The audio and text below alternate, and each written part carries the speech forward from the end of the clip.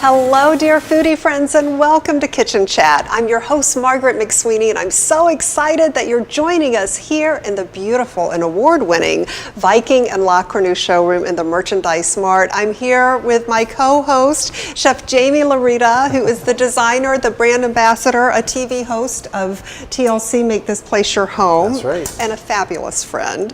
And we are beyond thrilled to introduce you to someone very special, and we just enjoyed an incredible lunch here.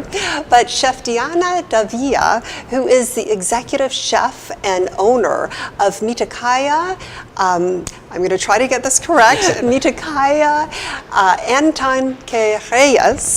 Antojeria. Welcome to Kitchen Chat. Thank you for having me. It's a lot of fun. Oh, and what a special meal we enjoyed today, I'm Jamie. Gonna say, she killed it here in our showroom. Actually, you were the opening chef for the Viking La Cornue showroom when we opened last year. Yeah, it was awesome. I remember me and my crew were just this was like a candy land to us. We're the first ones to use it. Yes. And you used the Turbo Chef oven. And I remember you made meatballs. Yes. And what were in those meatballs? So it was a take on a traditional dish called chiles en nogada, but we made it into an albóndiga meatball dish. So it had onions, garlic, apples, chile, and raisins, which is all of the beautiful stuffing of what chile poblanos normally are. And we served thousands of people that night. Yes. And I remember you being really impressed with the speed of the Turbo Chef. Yeah, and I think I was like, oh, okay, this is great. This is simple. I think that somebody else who was here, you're like, I don't know, I haven't used it yet, and it ended up being super simple and life-saving. So because I tend to put a lot of garnishes on plates when it's little events like that, and so just counting on something, just opening it up and it's perfect. It was really Well, nice. I feel like we were blessed to have you as our opening chef, and then here today for our designer lunch and learn. You really just slayed it, and I love the fact that all of the dishes, I mean, a lot of chefs, use ingredients that are from the season. Today was like falling leaves all over your plates. Yes. You're such an emotional chef. I love the way you're so tied into the season. And it was great. You have such a discerning palate, and you were oohing and awing. It was like the fireworks from the kitchen. It was just incredible I'll give and anybody delicious. compliments. You're welcome. I am really emotional, and I think that that's one of the things that with dishes, when I'm pretty much recreating, it's not recreating something. I'm one of those fundamental believers that you can't recreate things if you don't understand what its foundation is. And so and things for, there's classic combinations, of course, but however, when you put a feeling or an emotion or a time in a place that you are it's transcendent. It becomes just energy and motion, and I think Speaking my language. That's how I look at Speaking my language. my food, really. And I love the reasoning behind the name, and I will try to get it right this time, of your restaurant, Tocaya Antojeria. Almost. Hey. Yes. But that was good. Though. But if you can explain to the listeners and viewers, what does that mean? So there's about 3 reasons why I named this. In its most just to format, Antojeria literally means my namesake. So my name is Diana, and in thinking about a name this is my first and only restaurant, and I wanted it to be personal, but I didn't want to name it Diana's, or I didn't want to have ownership over. I wanted her to have her own spirit. So I'm like, well, if we have the same name, well, then that makes her mi Tocaya. So then I don't own her, she's her own person. So that's why I called it mi Tocaya, because she's my namesake, she holds the same name. That's one. This is how in depth I get to things sometimes. It's so ridiculous. And then other time I was thinking about, about how, I've been working in this industry for a long time, since I was a teenager. And, it is long hours. You do give up so much of just that kind of everyday celebrations that you're not able to. So, and then here, and I always, the way, I'm a chef, I'm a mother, I'm a daughter, I'm a wife, I'm in no particular order, all these things make me up. So I figured here was a place where instead of working for somebody else, I got to be the kind of Wonder Woman where I got to put everything together. Be like, I could do everything. It's like Beyonce's Sasha Fierce. So it's like Tocaya is like my performing, where I got to wear all those hats and braids and lipstick. We just bonded on many levels. I know that there are people snickering in the background because I call myself Sasha Fierce as well. Really? There you go. I do. I know what that means. And I have the last reason which I think is really special is because mi tocayo is the male version. Tocaya is the feminine way of saying it. So anytime I'm quite the feminist, and anytime that any woman says, oh, let's go to mi tocaya, it bears her name as well. So it's like a universal thing for every woman. They say mi tocaya. So I feel like there's layers, just like cooking, Yes, a double heart here. Am I doing this right? Okay. I don't care how you do it, as long as I'm making a heart shape. Amazing. Yes. Amazing. And on top of all of this, what I'm so impressed by, Food and Wine this year has just named you one of the best chefs in America. This is huge. Yeah, that's been crazy. Yes. It's still, I still kind of of course I've hoarded 10 magazines. I still look at it and I'm just like, wow, that really did happen. That's pretty crazy, yeah. Wow. Well, your food is so, I hate to call it simple because it isn't, but it's got so many layers and there's so much depth. And just tasting the mole and the sauces that you make, there's so many, I love the way you were explaining how many nuts and seeds and vegetables go into the dish and how you just make it all seem so effortless and smooth and not overly seasoned. There's a simplicity to your food, and then there's a great depth to it. I could tell you're really putting a lot of yourself and your soul into your food. Yeah, I feel like it's like one of those things where I'm constantly telling new cooks or just in general, yes, I've been cooking for a long time, but there's when you don't know anything and you're just interacting and you're looking at food as recipes and putting something together. And then there's you start recognizing certain techniques. And then you start looking at recipes and you start breaking them down into ratios about understanding bases and acids and how individual ingredients, what their compound is.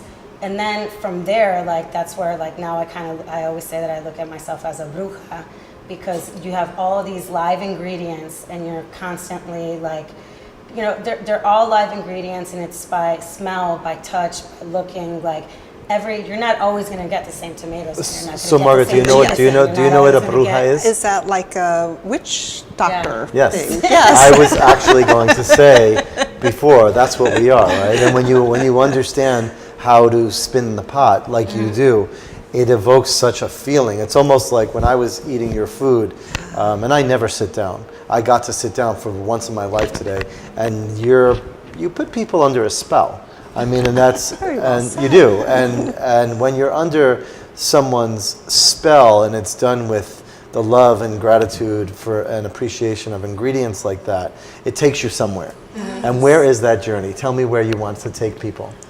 I think that it's always this. I feel like there's a couple things that I always think about. One, for some reason, since the moment that I had where I wanted to be a chef, it came to me in such a beautiful manner when I was making food for the line cooks at my parents' taquerias, when I was a teenager, and all of a sudden I just kind of remember all of my five senses everything was quiet and silent, and that's when I was like, oh, I want to be a chef. And then, you know, so it's like, it's a sensual thing where you have to use your senses in doing it. It's storytelling. I've always loved going to restaurants. I mean, I feel like it's this awesome orchestra of, you know, there's so many live elements, you know, think about just the cast itself, you know, like all these people from different backgrounds, from different economic backgrounds, different cultural backgrounds, different, you know, like all in the same place, putting on the same show, trying to put on the same show.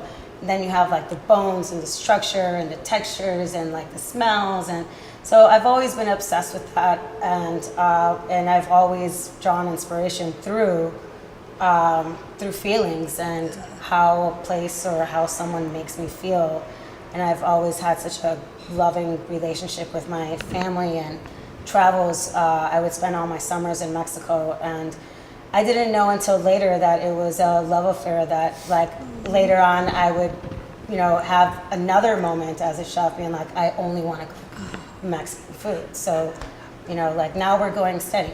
Yeah, and that's where I was hoping you would go, because to me it's a love affair. Like, you talk about these ingredients so passionately, and you know, for me as a chef, my end result is always about giving, and I always want people to feel great. Yeah. When you know, it's a way for me to express myself, and you're doing it in such a harmonious way with all these different ingredients. There's a lot of layers to your food, but yet they all seem to go down this one very smooth road.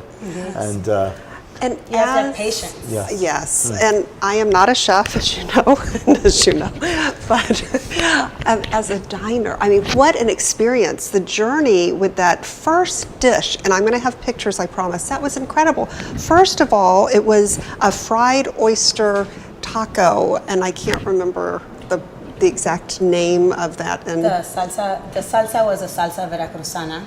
yes. So taking all the traditional flavors of a, you know, very much loved sauce called salsa veracruzana, but making it in a different technique.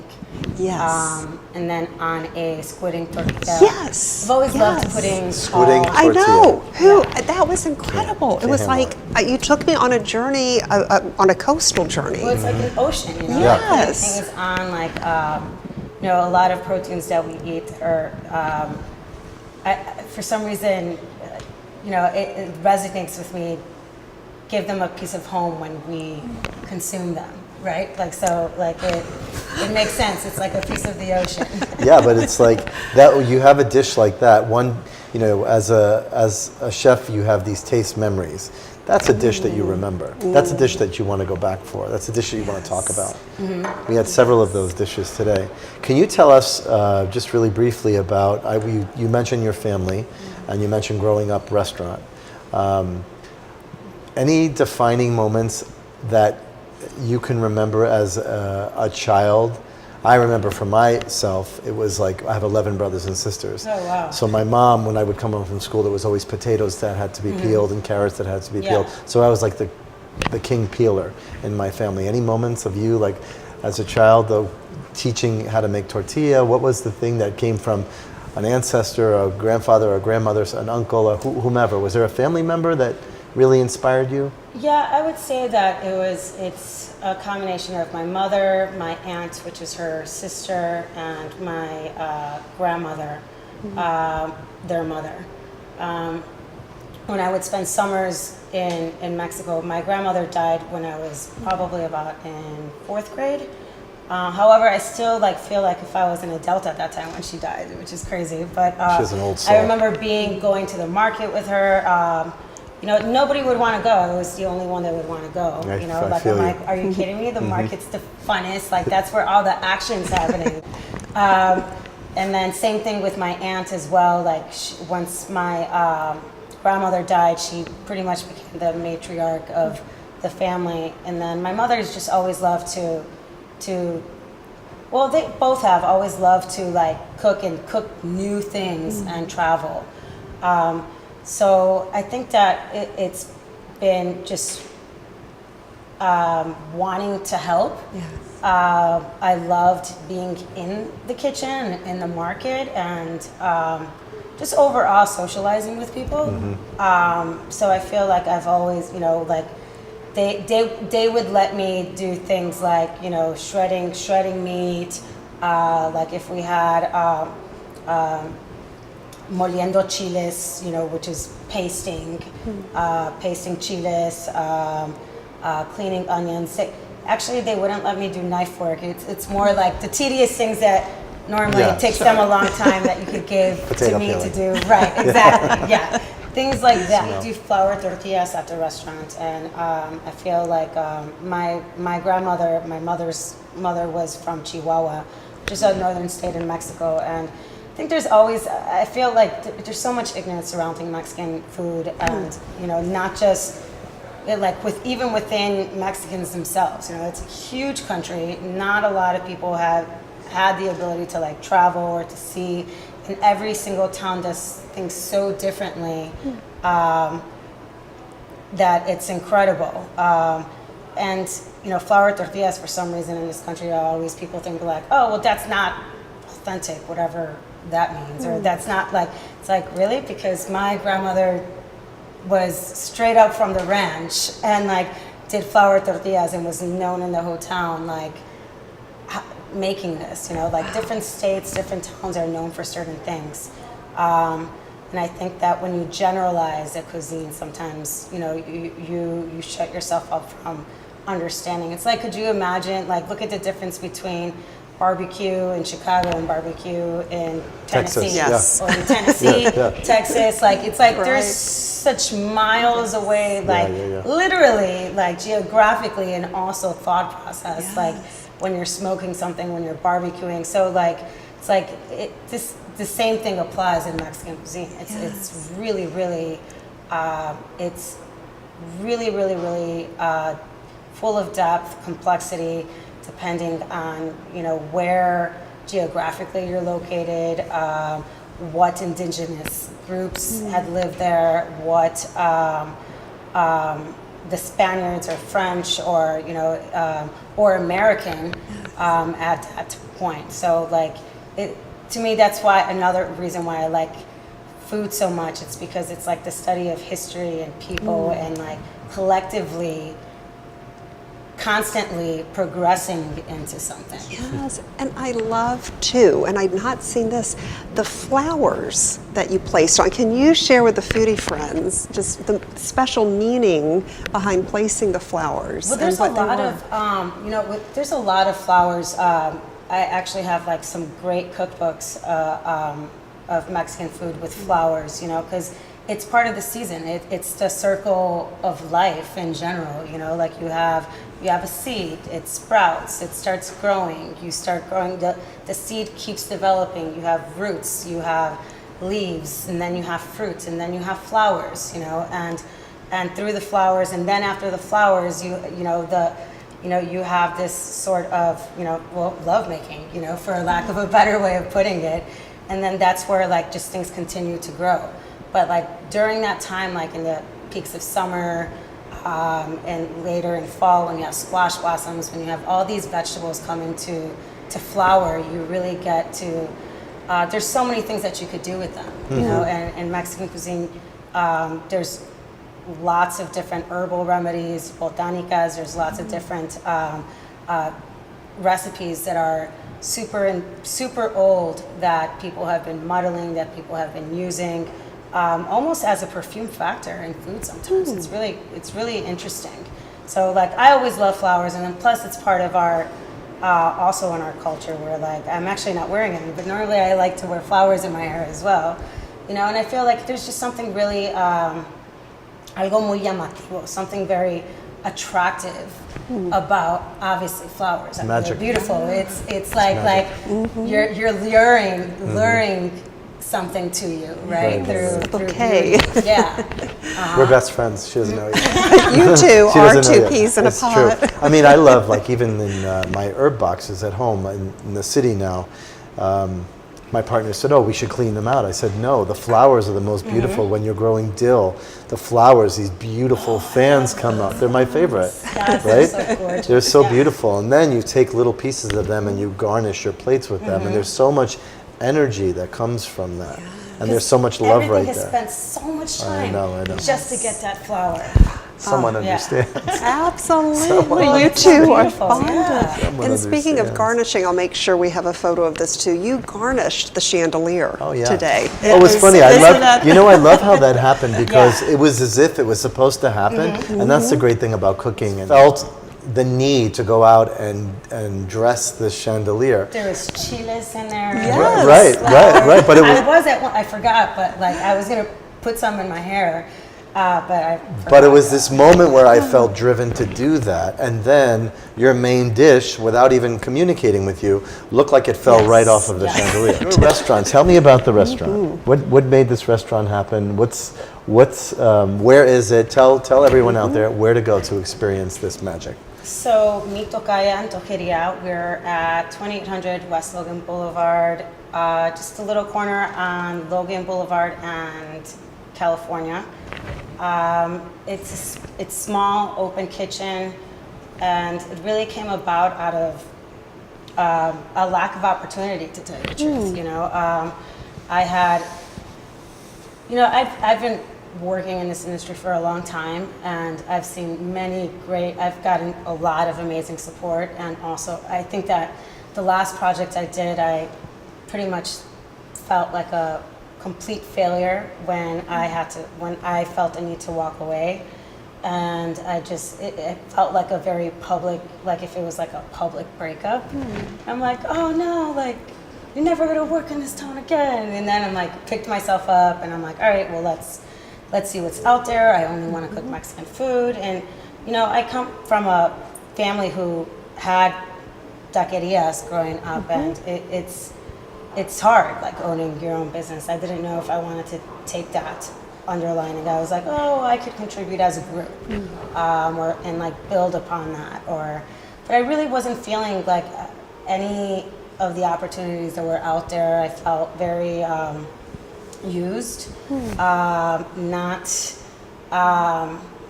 necessarily respected for my vision or what I could do or what I wanted to do artistically and creatively. And so I think through the support of a lot of entrepreneurs and chefs, and they're like, well, why don't you just do it?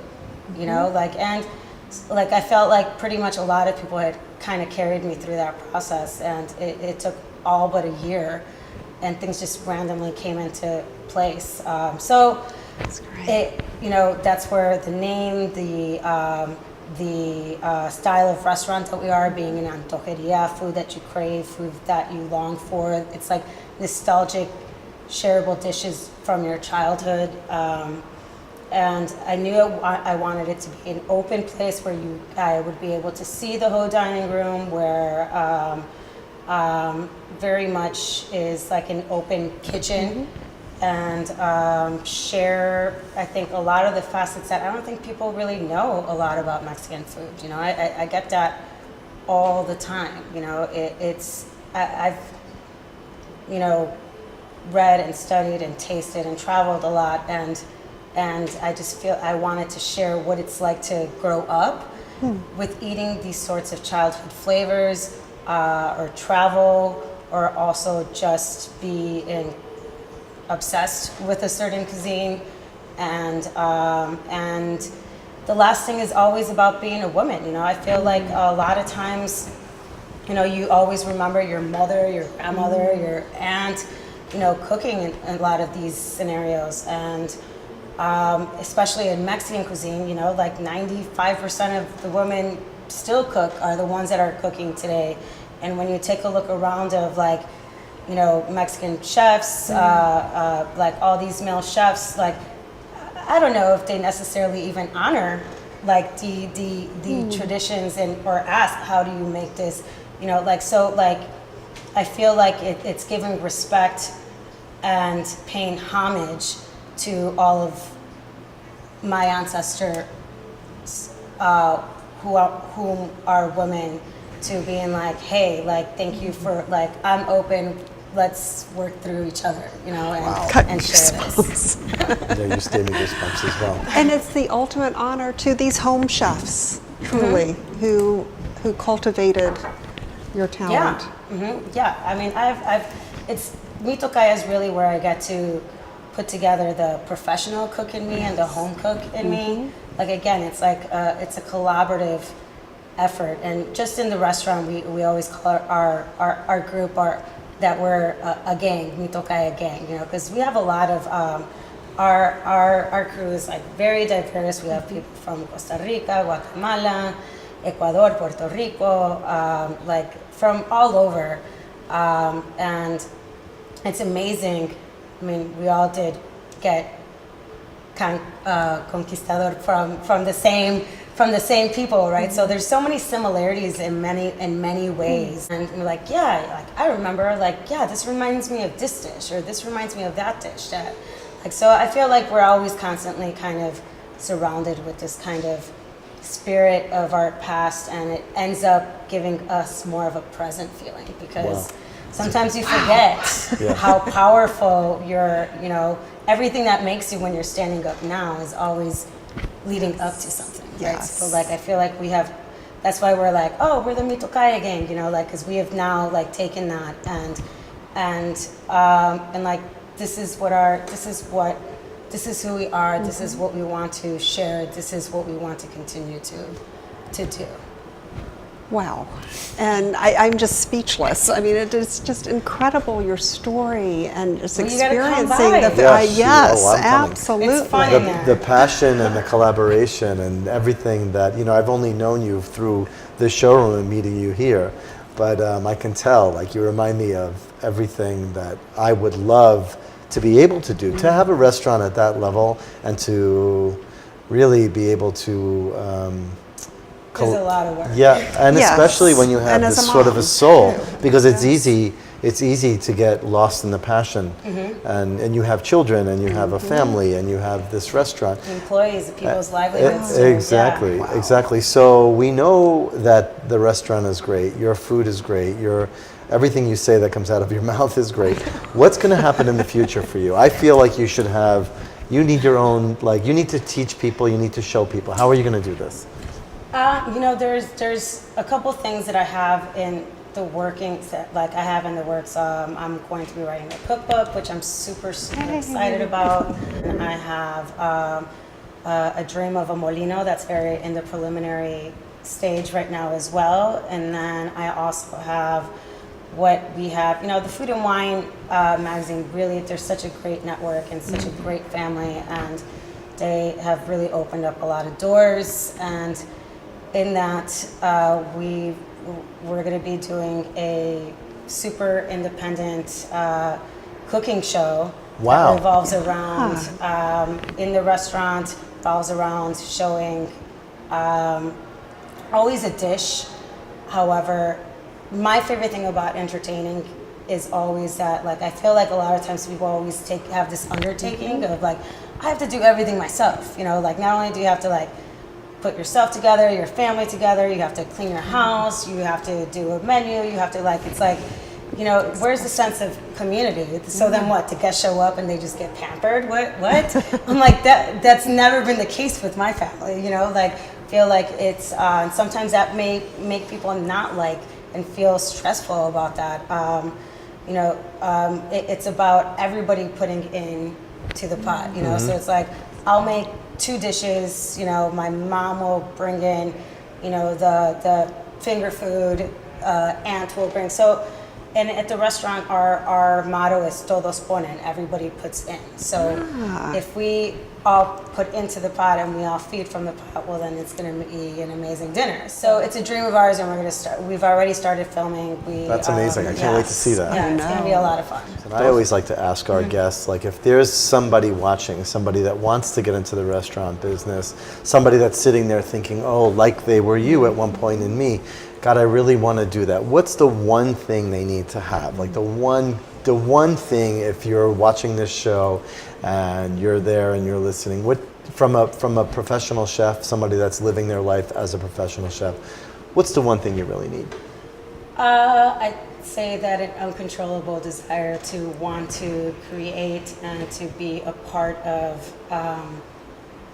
an experience. It's great. One thing I always love to do before ending the show is to have 3 tips for the home chef. What's something easy I can make at home, like something Mexican easy? And I'm just like, there's not Mexican food is not easy. You know, a lot, like whether you're making tamales or you're making gorditas or you're making sopes or you're making chochoyotes or you're making tostadas, or like there's either a lot of knife work or there's a lot of time that you need. Like, so I think that if you want to make Mexican food, you know, you're gonna have to commit, but lead with a feeling. Lead with a feeling and commit to one thing. You don't have to make some sort of just one thing, you know, make a guisado, make pozole, make it a thing where you're actually going to, this is what I'm going to do today. Another tip I would say, have patience. Having patience is of the utmost, I think, of the utmost importance when you're making, especially Mexican food, I would say, just because you need to kind of take your time, let things develop. You're nursing what you're making in the pot. So whether if you have 5 ingredients, you know, take your time to cut those vegetables right. Take your time to, because it showcases and it's honoring all your ingredients. So I would say, have patience. You know, have patience and make sure that it's a collaborative effort. You know, if you do things by yourself, nobody really does anything by themselves. You know, like nobody does things by themselves. Like you have to, you know, be reasonable about what you can do and what you can't, and ask for help. You know, put your children to have them peel those potatoes. Peel those potatoes. Peel those carrots. Exactly. Number 8. I'm number 8. And what is the word for all in? Todos ponen. Wow. Thank you so much. It's been great. What a great Kitchen kitchen Chat. chat. Yeah. Oh my goodness, this was great. And thank you, dear foodie friends. Make sure, if you're in Chicago, to go to meet Tocaya Antojeria. Almost Antojeria. I'm gonna just said yes. and meet Chef Diana and taste her food. Also, come visit Chef Jamie Larita in the beautiful Viking and La Cornue showroom, the Merchandise Mart, Suite 137. Visit thevikinglife.com, and also come visit me in my kitchen, kitchenchat.info. And always remember to take a moment and savor the day.